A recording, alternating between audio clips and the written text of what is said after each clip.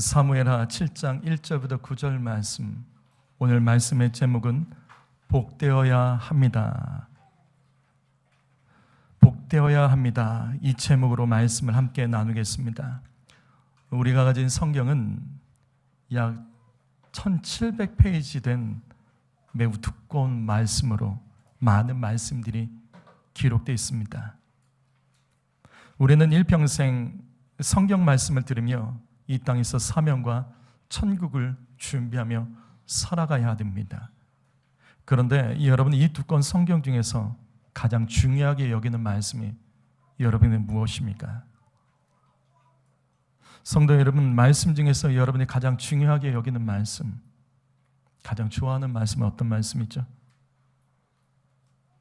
한번 생각해 보죠. 내가 가장 중요하게 여기는 말씀이 무엇인지. 저에게 묻는다면 저는 마태복음 6장 33절 말씀입니다. 어떤 말씀인지 아세요? 마태복음 6장 33절 말씀. 그런즉 너희는 먼저 그의 나라와 의를 구하라. 그리하면 이 모든 것을 너희에게 더하시리라.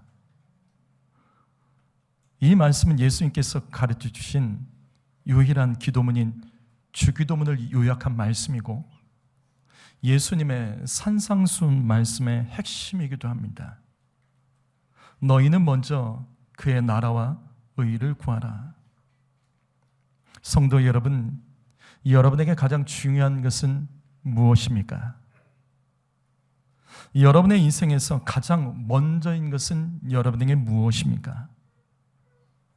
나의 시간, 나의 재정, 나의 힘이 가장 우선적으로 어디에 사용되고 있습니까?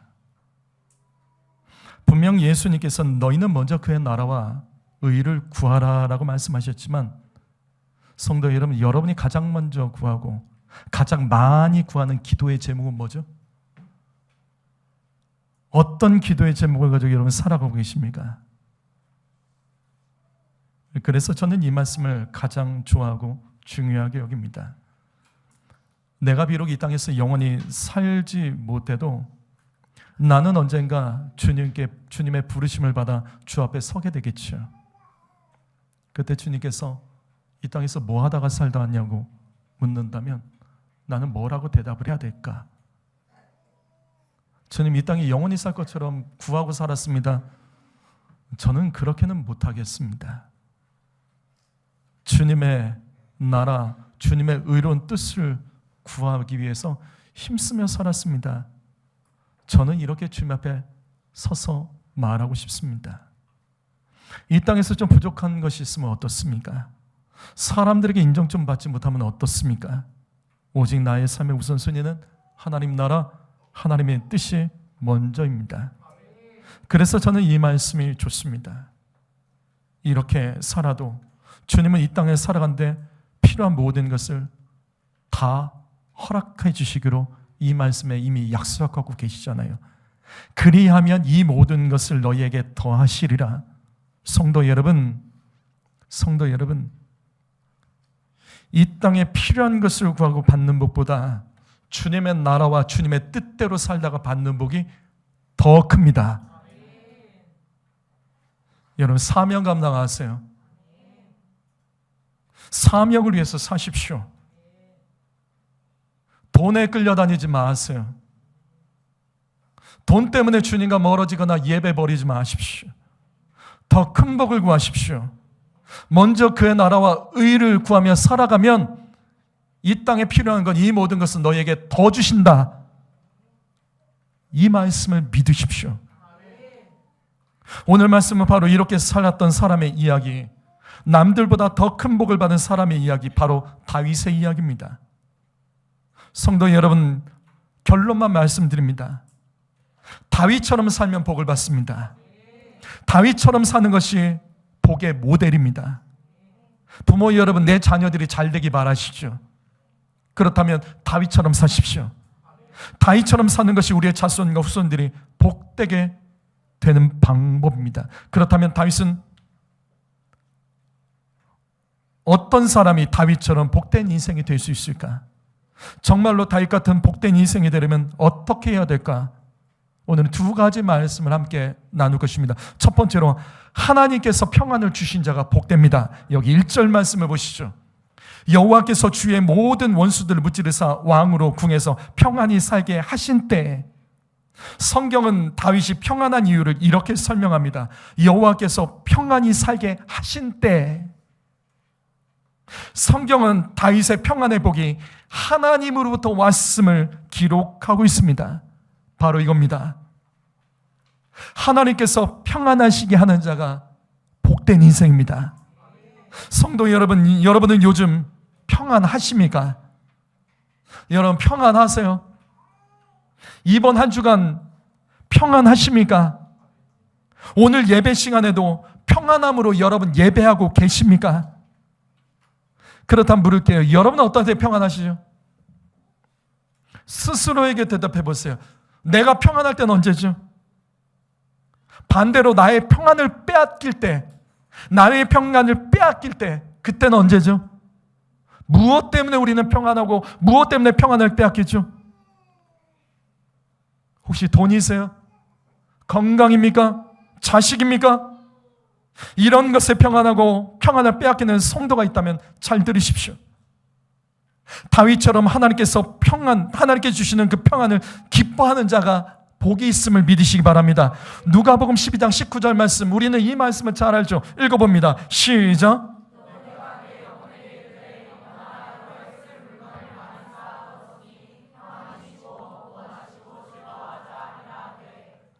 이 말씀은 예수님 말씀 중 어리석은 부자의 비유의 말씀입니다. 어떤 한 사람이 있습니다. 날마다 재산을 쌓아두며 쉬지 않고 일을 해요. 근데 이 사람이 늘 하는 말이 이겁니다. 내 영혼아, 조금만 더, 요것만 더, 이것만 더. 이 재산을 쌓아두면 이제 평안히 먹고 살 수 있어. 평안할 수 있어. 그래야 이 땅에서 평안하게 살 수 있어. 그렇게 말하는 거예요. 자, 움직이지 말자. 예수 믿으면서도 이 땅에 쌓아둔 재산만큼 평안하다고 자주 말하는 성도들이 이 자리에 계십니까? 그렇다면 우리는 이 말씀의 결론을 잘 알지요. 제가 이 말씀을 자주 반복했고, 우리 예배 맨 앞에 처음에 PPT 화면에 항상 띄어져 있는 말씀, 바로 이 말씀이 있죠. 하나님이 이르시되 어리석은 자여, 오늘 밤 내 영혼을 도로 찾으리니 그러면 내가 준비한 것이 누구의 것이 되겠느냐.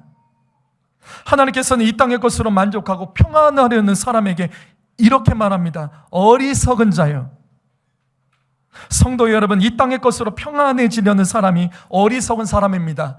도근이 조금 채워지고 내가 살면서 사는 것에 만족하는 사람, 그것으로 만족하고 그것으로 기뻐하는 사람, 그것이 없으면 불안해서 떨고 있는 사람, 그 사람이 바로 어리석은 사람입니다. 평안한 내일을 위해서 돈에 매달려 살아가는 성도가 있다면 이 말씀을 놓치지 마십시오. 내일을 준비하기 전에 오늘 밤을 준비하세요.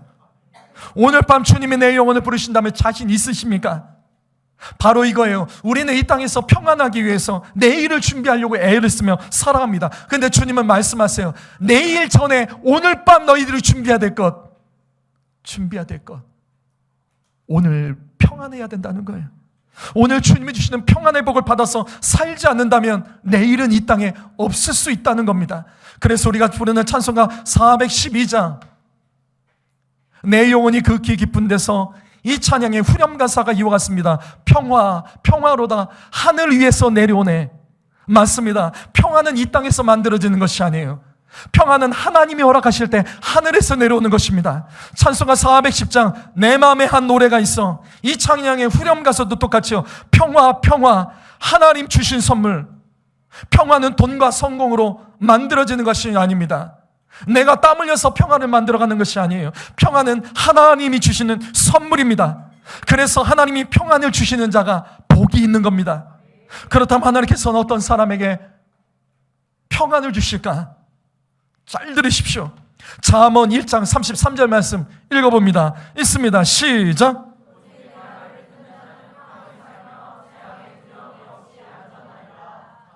여러분, 이 말씀을 믿으세요? 주의 말씀을 듣는 자가 평안히 살 수 있고 안전합니다. 이것은 하나님께서 평안을 주시는 자가 복이 있다고 말씀하시는 거예요. 성도 여러분, 돈으로 평안해지지 않습니다. 내가 가진 재산으로 평안해지지 않습니다. 내가 성공한다고 평안해지는 것이 아니에요. 하나님의 말씀이 평안의 복입니다.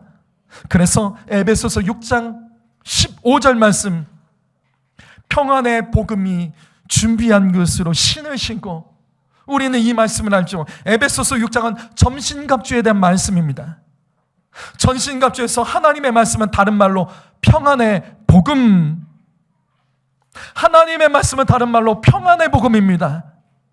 무슨 말이냐면 하나님의 말씀은 우리를 평안케 하는 축복의 무기라는 것을 놓치지 마십시오. 돈으로 평안해지는 것이 아닙니다. 오직 하나님의 말씀이 우리를 평안케 하는 축복의 무기인 것을 믿으시기 바랍니다. 하나님의 말씀으로 만족하는 자가 평안합니다. 말씀으로 만족하는 자, 말씀을 믿고 살아간 자들이 평안합니다. 시편 119편 165절 말씀 읽어봅니다. 읽습니다. 시작.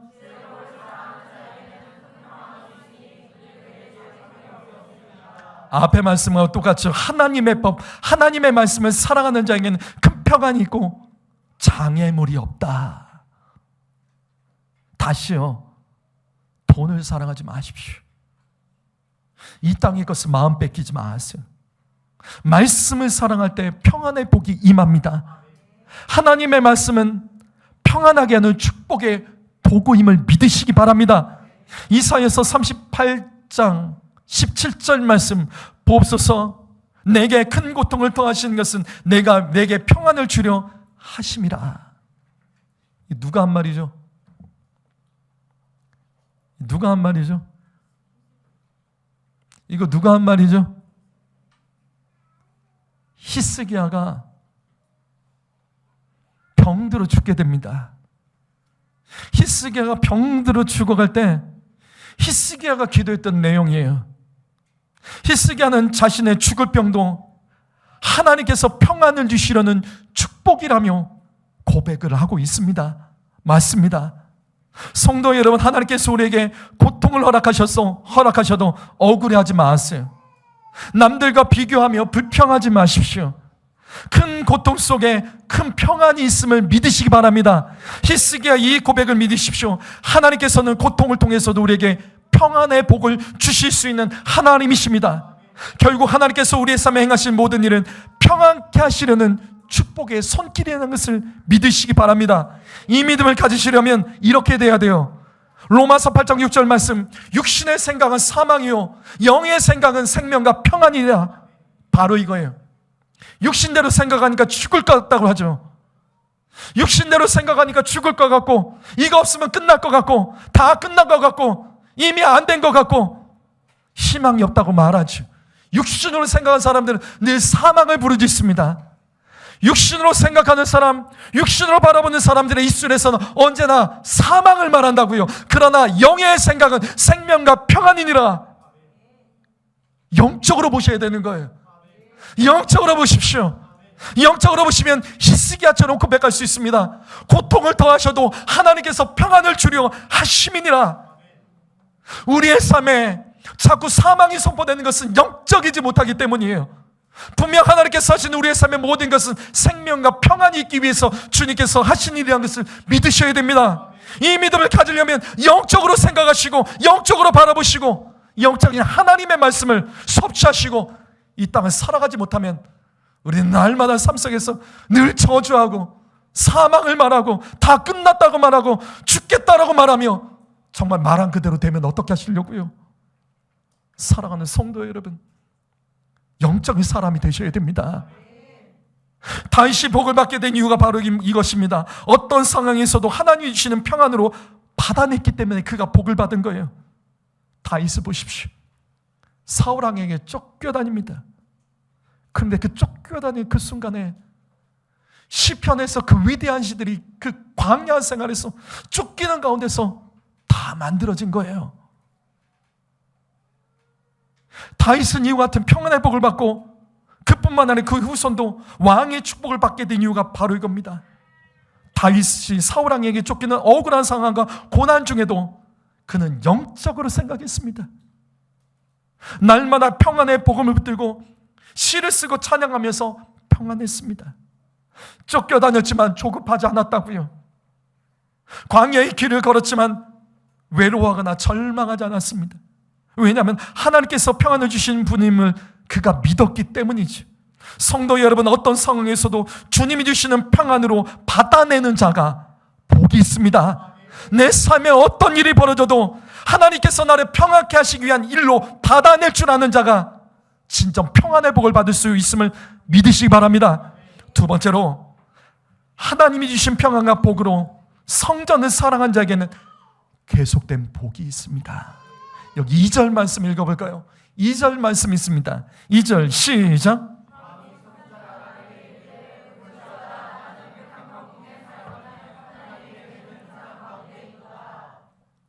자, 보세요. 분명 다윗은 1절 말씀에서 하나님께서 주신 평안의 복으로 그가 왕궁에서 살고 있었다라고 성경은 기록하고 있죠. 근데 우리가 알아야 될 것이 있어요. 하나님께서 우리에게 평안을 주신 이유가 뭘까요? 여러분, 하나님께서 우리에게 복을 주시는 이유가 뭘까요? 하나님께서 우리에게 평안을 주신 이유와 목적, 그걸 질문할 줄 아셔야 돼요. 성도 여러분, 이 말씀이 바로 그 말씀입니다.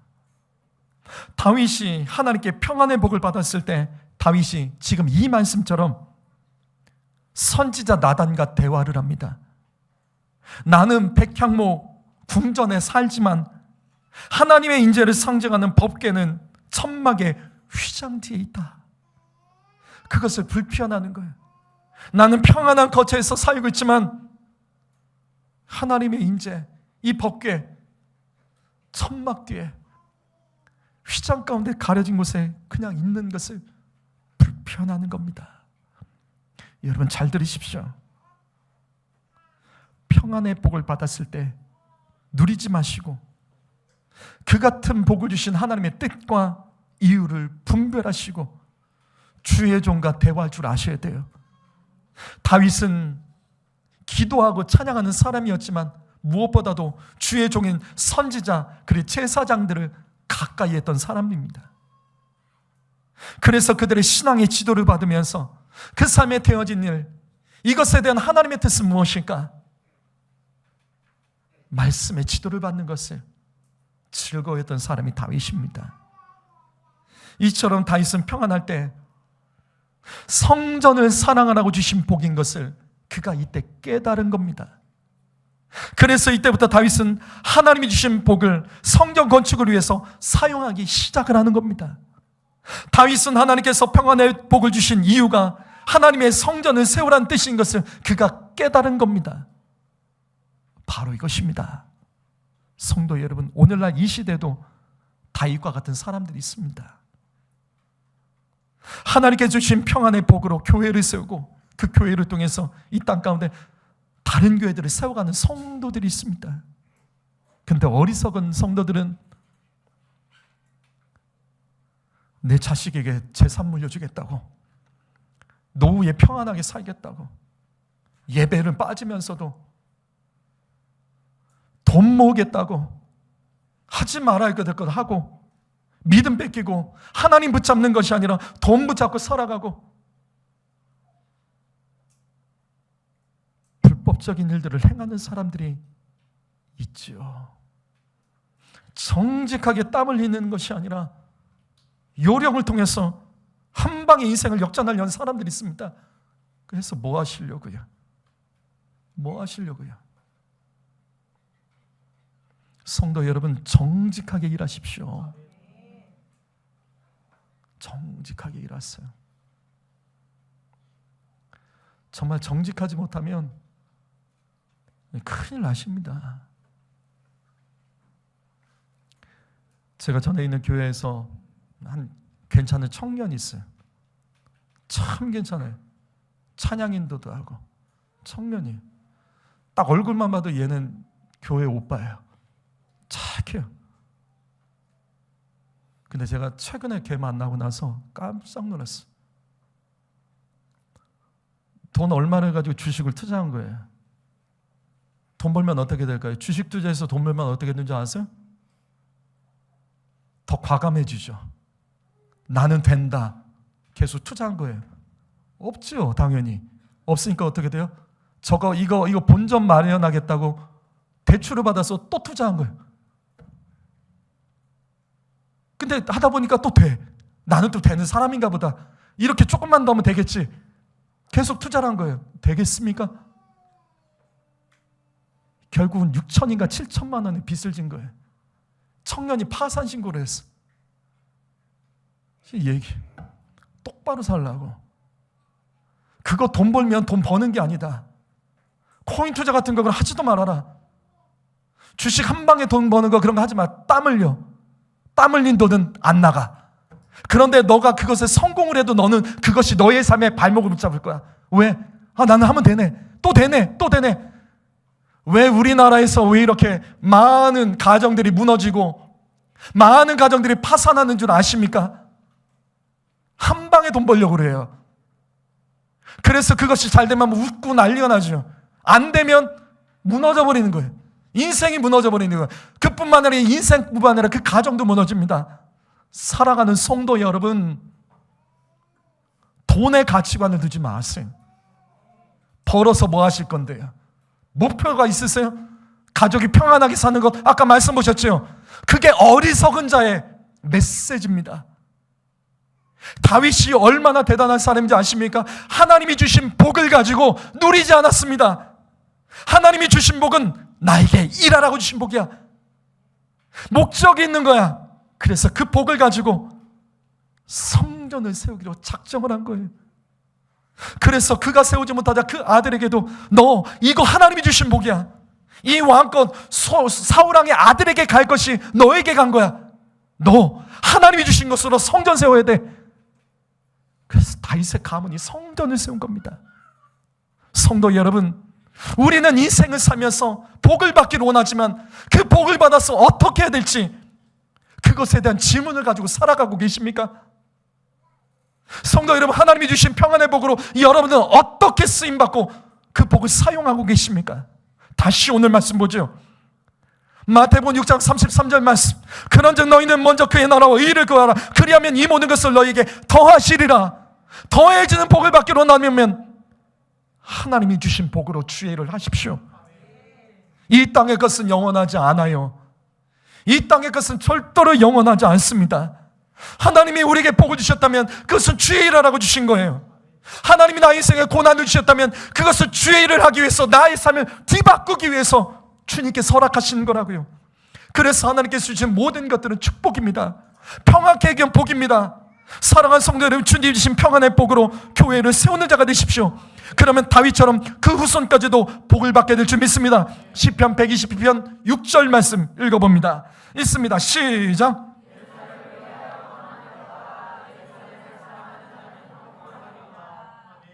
여기서 예루살렘이라는 이 단어는 도시가 아니죠. 성전을 가리키는 관용어입니다. 성경에서 예루살렘, 이 단어는 단순한 도시 이름이 아니라 성전을 가리키는 거예요. 다시 말해서 이 말씀 이런 말씀이죠. 성전을 위해서 평안을 구하라. 성전을 사랑하는 자는 형통하리로다. 성도 여러분, 교회가 평안하기 위해서 주님이 주신 평안의 복을 사용하셔야 됩니다. 교회를 사랑하는 자는 형통합니다. 반드시 복을 받습니다. 교회를 어렵게 하지 마십시오. 교회를 흔들지 마십시오. 절대 평안할 수 없습니다. 받았던 복도 빼앗깁니다. 하나님께서 주신 평안의 복은 다윗처럼 성전을 사랑하는 데 사용하는 자에게 하나님께서는 더 큰 복을, 형통한 복을 예비해 두고 계심을 믿습니다. 이것이 바로 아브라함의 이야기에서 나오죠. 창세기 22장 2절 말씀 읽어보시죠. 읽습니다. 시작.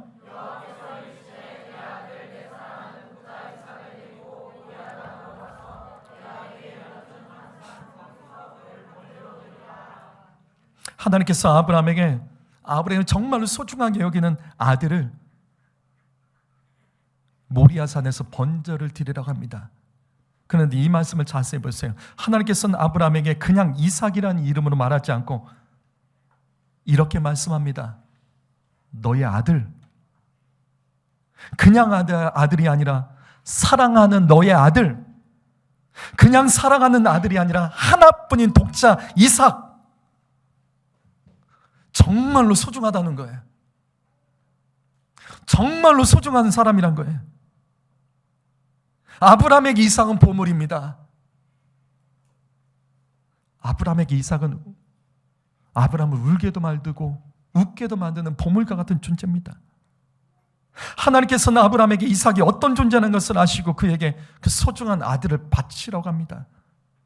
왜냐하면 이삭은 하나님께서 이 가정에 주신 평안의 축복이었기 때문이에요. 아브라함의 가정은 이삭 때문에 평안해졌고 행복해졌습니다.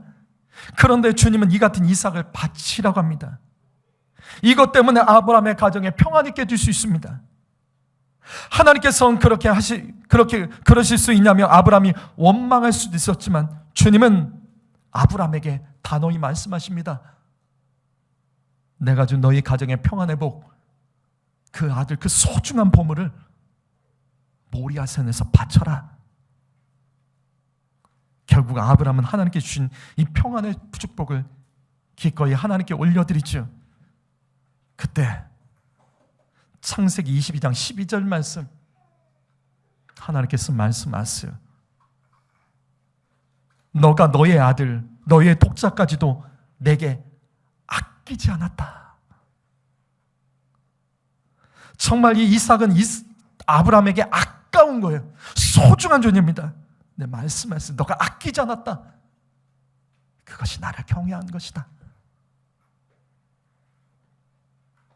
주님께서 이삭을 바치려는 아브라함의 마음을 받아주십니다. 그리고 이때 하나님께서는 이삭 대신에 이미 준비해 두신 수량을 제물로 바치게 하셨습니다. 여러분, 이 말씀의 핵심은 바로 이 말씀이죠. 창세기 22장 14절 말씀 읽어보시죠. 읽습니다. 시작.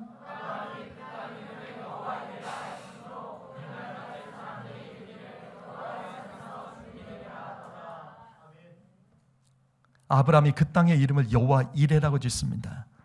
여호와 이레는 여호와께서 예비하셨다, 준비하셨다는 뜻이죠. 그럼 질문하죠. 그 땅은 어디죠? 그 땅은 어디죠? 여기 그 땅이 어디예요? 아브라함 이삭을 바치려고 했던 곳이 어디죠? 맞습니다. 여기 이 땅은 모리아산입니다.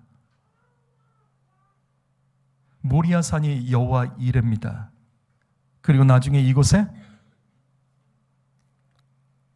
예루살렘 성전이 세워집니다. 초대교회가 여기서 시작됩니다. 성도 여러분, 우리는 이 말씀 통해서 하나님의 음성을 들어야 됩니다. 성전은 나의 소중한 것을 드리는 곳입니다. 성도 여러분, 교회는 내가 주님께 받은 평안의 복을 다시 주님께 드리는 곳이어야 합니다. 이게 다간이죠. 성전은 하나님이 예비하신 곳입니다. 하나님이 준비하고 계신 곳이에요. 성전은 우리에게 또 다른 복을 예비하고 준비하신 곳입니다. 성전은 우리에게 더 큰 평안과 복을 주시기 위해서 하나님께서 예비하고 준비하신 곳이 성전, 여호와 이레가 성전입니다. 그래서 다윗이 평안하여 성전을 사랑하여 성전을 세웠을 때 하나님께서는 이 성전을 통해서 다윗의 인생과 그의 후손의 인생들을 준비하신 큰 복으로 그들의 가정을 주님께서 이끌어 주시고 복을 부어 주셨던 겁니다. 사랑하는 성도 여러분, 먼저 그의 나라와 의를 구하십시오. 그러면 여호와 이레 하나님께서 이때를 위하여 예비하고 준비한 복을 우리에게 부어 주십니다. 성도 여러분, 이 교회를 단순하게 여기지 마세요. 여기는 여호와 일의 장소입니다. 하나님께서 우리에게 무엇인가 주기 위해서 늘 준비하고 계신 곳입니다. 교회에서 인색하지 마세요. 교회에서 시험에 들지 마세요. 교회에서 상처를 받아내지 마세요. 이것은 여호와 일의 장소라고요. 이것은 우리가 소중한 것을 드려야 되는 장소이지, 이것은 우리가 시험에 들 장소도 아니고 삐질 장소도 아니라고요. 교회를 사랑하십시오. 교회를 사랑하면 여호와 일의 복이 그의 삶 가운데 반드시 임합니다. 사랑하는 성도 여러분, 교회를 사랑한 사람들의 인생 가운데 절대로 나쁜 일은 없습니다. 그러나 교회를 힘들게 하고 시험에 들게 하는 자들은 절대로 좋은 일 없습니다. 대한민국이 지금 이렇게 부강하게 잘 살 수 있었던 것도 왜 그랬을까? 우린 잘 알아요. 여기 어른들은 잘 알 거예요. 옛날에 우리 어른들, 어른 세대, 우리 부모 세대는요, 내가 집이 없어도 교회부터 먼저 세웠죠. 맞죠? 항상 그랬어요.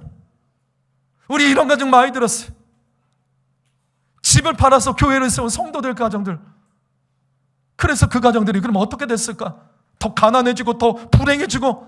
아니요. 한국은, 대한민국은 그렇게 해서 이 땅이 이렇게 잘 살게 된 거예요.